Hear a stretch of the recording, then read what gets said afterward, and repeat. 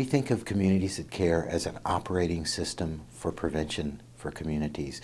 Just like on your computer, if you want to get to the right application, you want to get to your Word program or your Excel program, etc., you need to go through the operating system.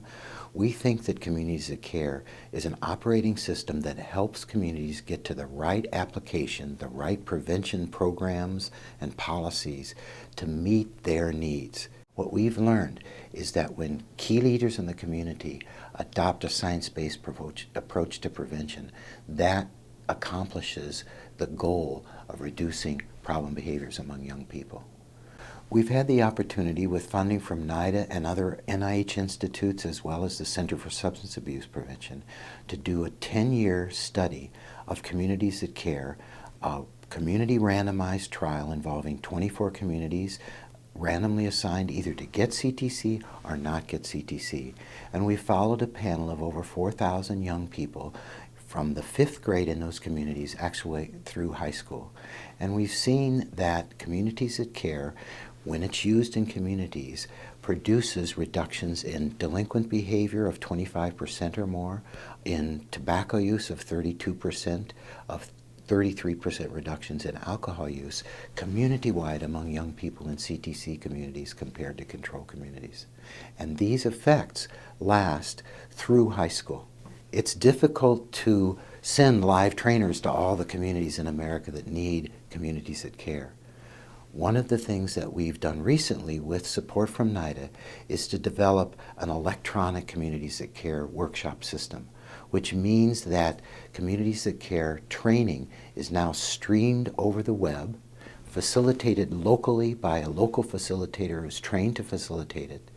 And that means that people in the community who miss a training can go back and learn that training, can, if they saw a video in a training that they wanted to see again, can go look at those videos, etc.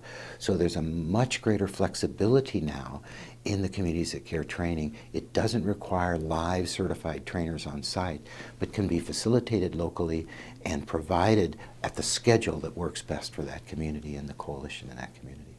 We're learning some very interesting things about communities that care. One thing we're learning is that the effects of communities that care on young people are due to the fact that key leaders in those communities adopt a science-based approach to prevention. They decide they want to reduce known risk factors and enhance known protective factors, that they want to use evidence-based programs and policies to address elevated risk factors in the community, and that they will monitor implementation to ensure that they implement with fidelity. What we are interested in learning from the new study that we've just initiated is how long do these effects of communities that care, that began when communities were working with young people and their environments in the middle school period, how long do those effects last? I would say that it's important for the community to be ready to use communities that care in order for it to work successfully. And that means people are willing to collaborate towards the well-being of young people, that people come together not just to enhance their own agency's funding, but because they really want better outcomes from their children and for their children.